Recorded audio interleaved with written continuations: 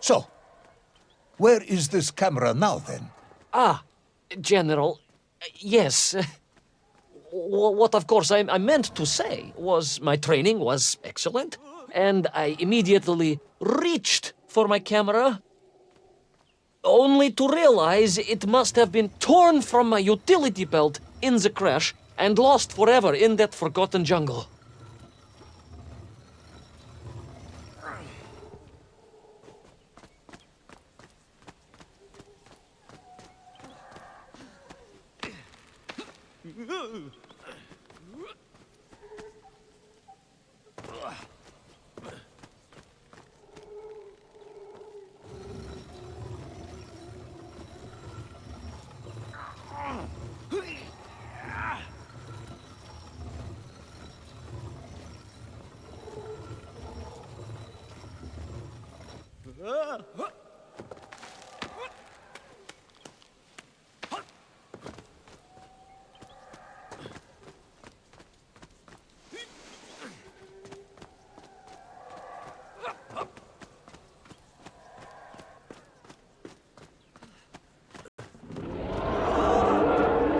Horrendous beast had returned and was hungrier than ever. Perhaps it was angry it had been fooled by an egg-wearing idiot. That is unkind, General. It may have been small of brain, but it was grand of stature. Whereas you, Ivan Ivanovich, are lacking in both departments. Presuming there were no more eggs to hide in, did you have a new plan? I did, General. Please, do tell me, what was this brilliant plan? I ran like hell, General.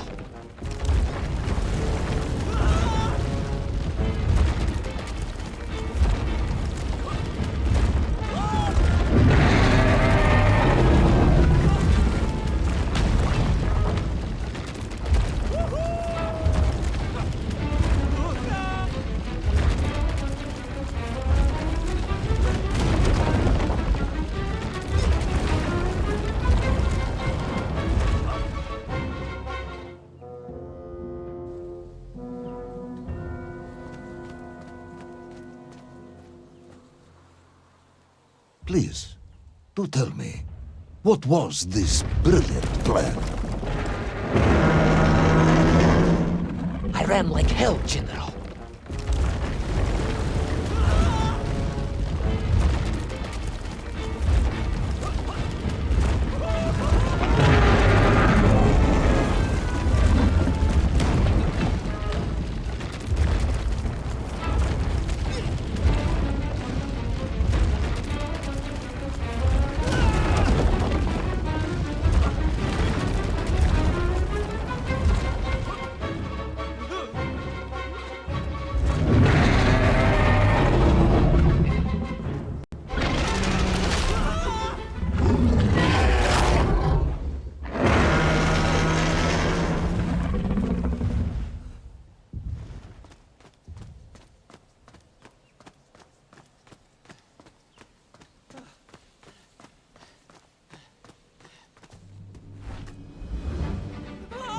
Will our intrepid yet doomed hero survive the jaws of the ferocious dinosaur?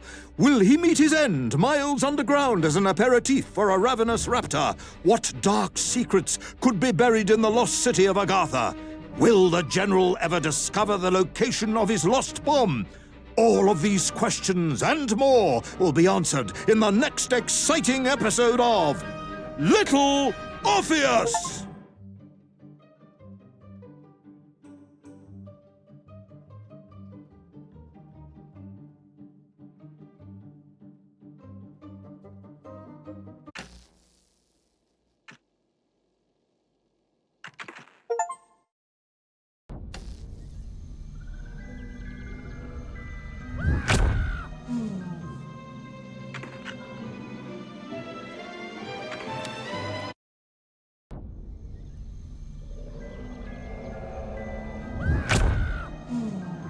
What luck!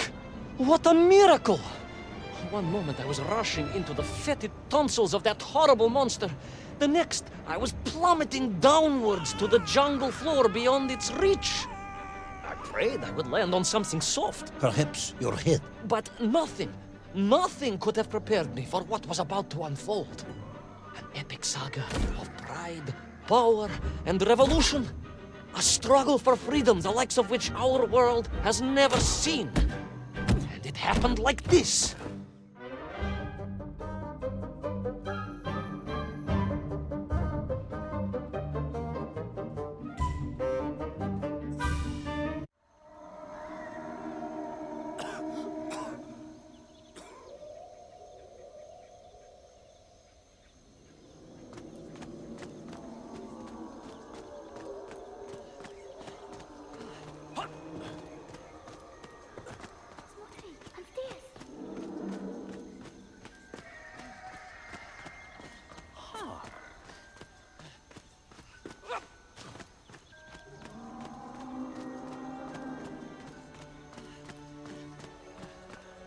Who were those strange, gentle monsters who towered above me? I could only guess they were the lost tribe of the Menkf, an earlier race of people. But why were they so fearful of those ancient gates that lay just beyond their village? And why did they seem to recognize me? Why?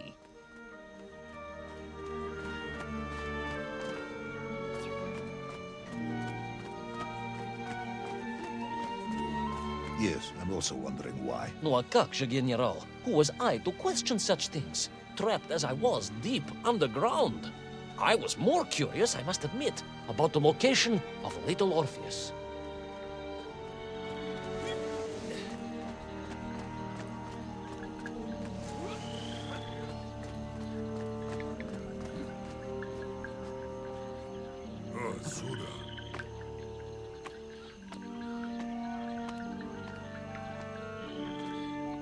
You talk of a great city, a mighty power.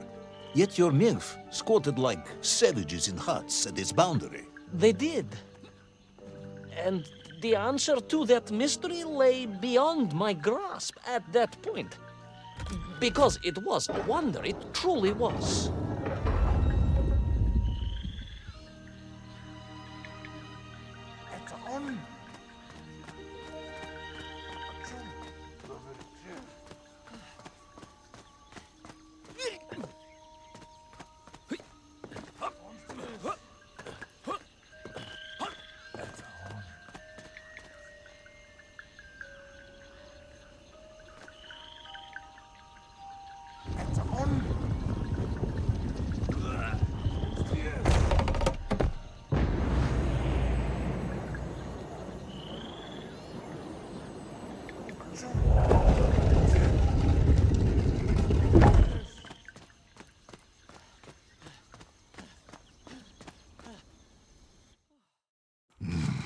The lost city of Agartha.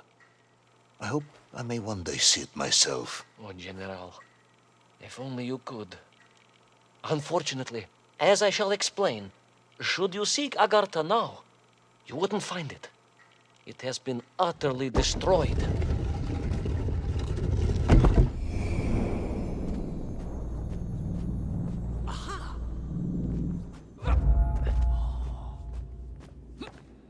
Utterly destroyed? Utterly, General, a tragic loss. A convenient loss. I imagine archaeologists weeping as I tell you. But most importantly, before we continue, you must understand one crucial fact about its destruction. Which is? It wasn't my fault.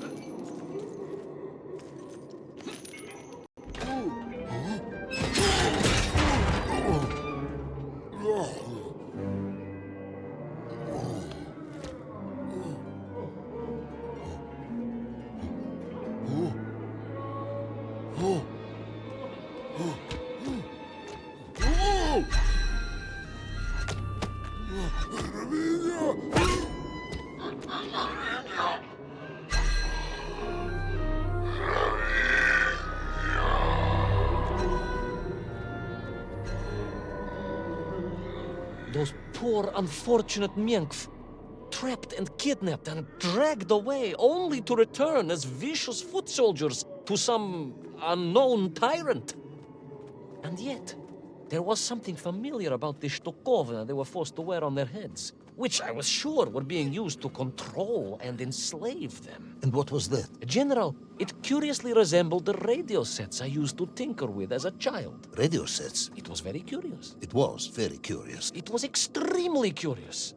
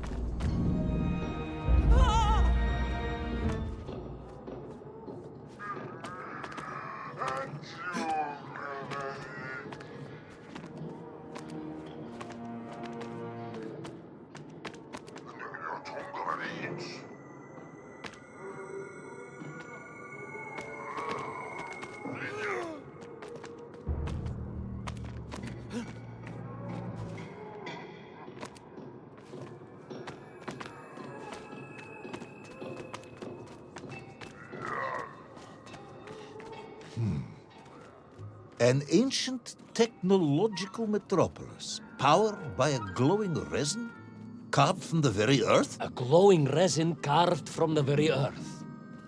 Do you see, General? I fear you are about to enlighten me.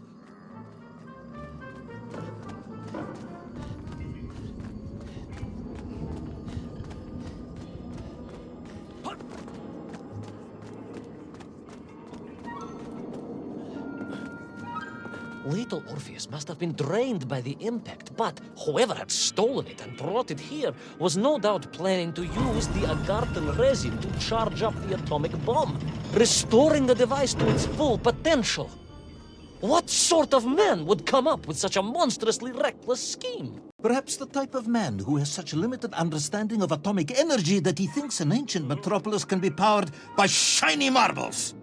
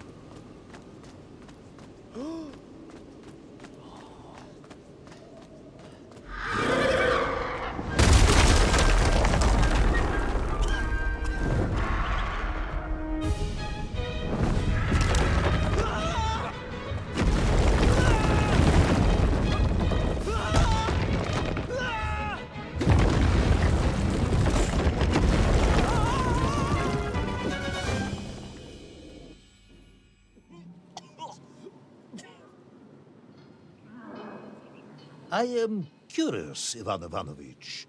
You talk and talk about this great subterranean city. Yet what you describe sounds strangely familiar.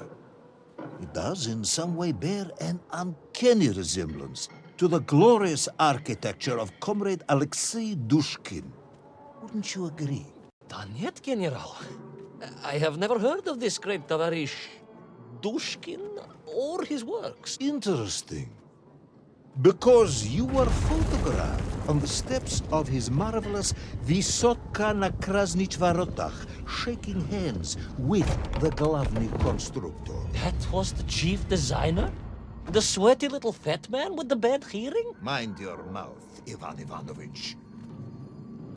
And don't think you can distract me by slandering one of the great visionaries of our time. Without him, neither of us would be sitting here now. I must remember to thank him for that, General.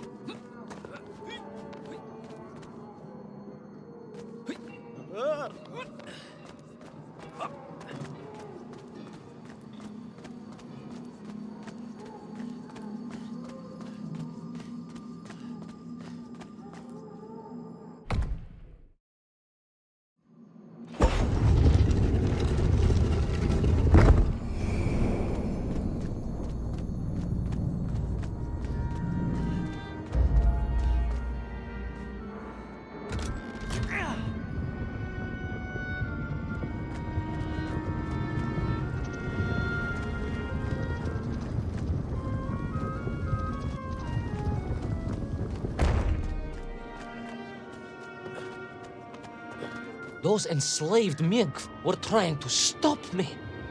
I was sure of that now. I find myself sympathizing with them, I must admit. No, General, then I have failed to win you over. Uh-huh. A point of agreement at last.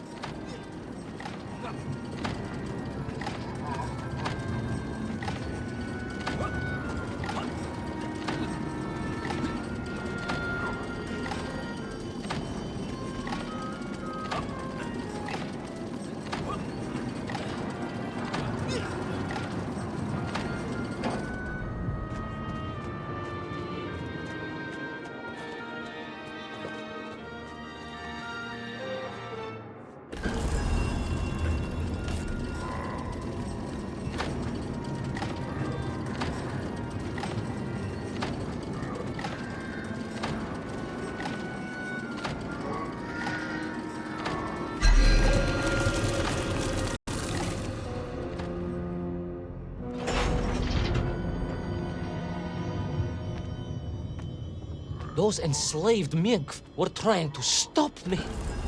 I was sure of that now. I find myself sympathizing with them, I must admit. No, General, then I have failed to win you over. Uh-huh. A point of agreement at last.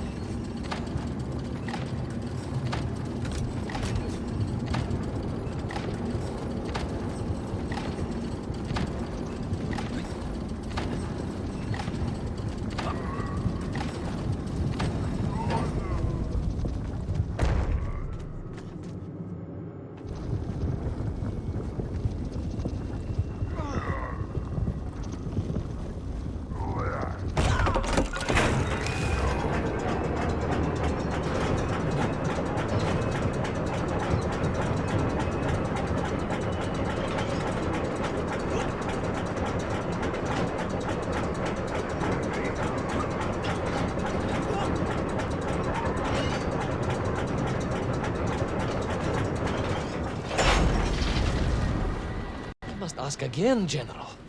Are you mocking me? That would be unprofessional, comrade. I will try harder to convince you then. It is, after all, a cautionary tale of unleashed tyranny. It is a cautionary tale of unleashed idiocy. But please, do continue.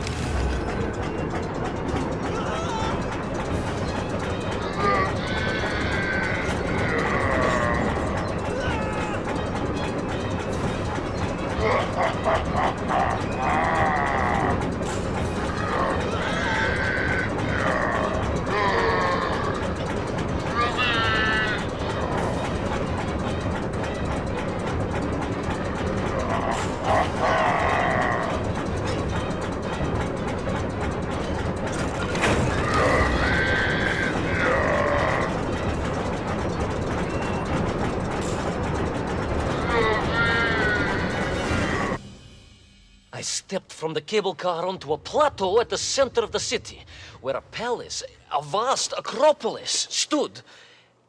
I was reminded of Chelyabinsk-Sorok. May I ask how you know of Chelyabinsk-Sorok?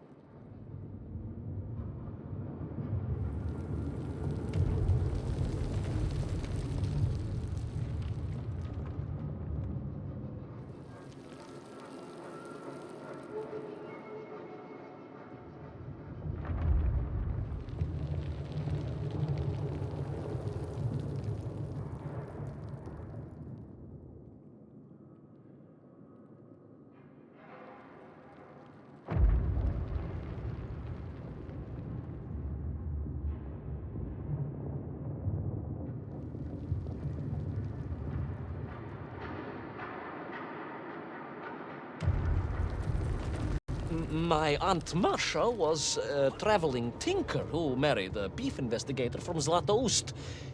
She told me of a secret but wonderful city in the west. An edifice of sheer power, humbly serving the will and needs of the people. Yes, unfortunately, that story didn't end so well. No. That's what Auntie Marcia told me. And perhaps that is why I was also reminded of it. Because the moment I touched the floor in that place, I could tell something was very, very wrong.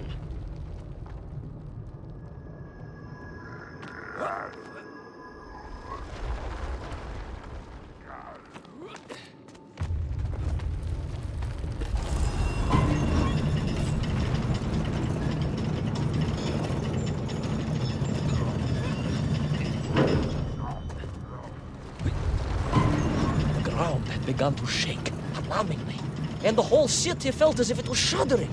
I could only imagine what I would find at the heart of the vast temple. If it isn't a giant glowing marble, I'm going to be very disappointed.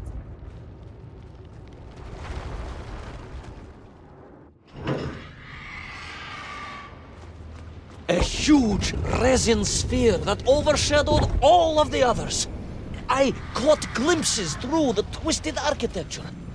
And it was then I saw him, the thief, the enslaver, the tyrant, sucking the power from this wondrous city as he drained the very lifeblood of the ancient civilization and drew it into the atomic embrace of Little Orpheus. With a song in my heart, I raced onwards to stop him.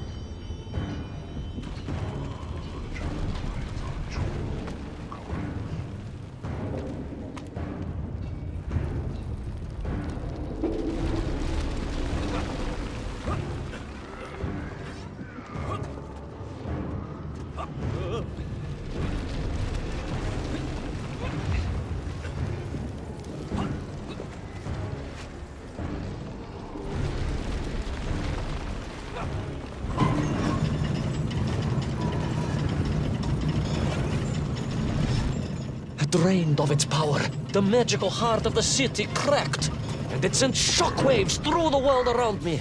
A true monster, General, willing to bring down the mountain itself upon Agatha and bury it forever in his ruthless scheme. I could not save that wondrous place, General, to my shame and regret. But I resolved myself to avenge the Miel, to recapture Little Orpheus, and to bring that tyrant to justice.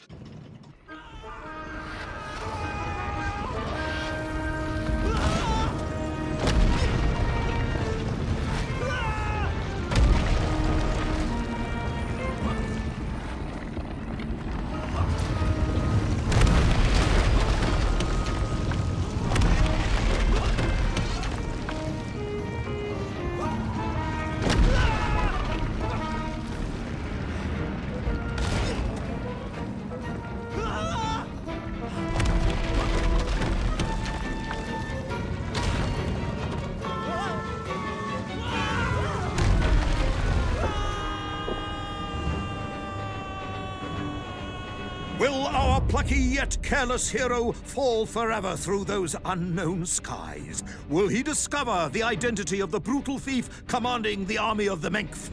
What chance does he have of ever returning to his beloved homeland? How long can the General's patience last? All of these questions and more will definitely be answered in the next exciting episode of Little Orpheus!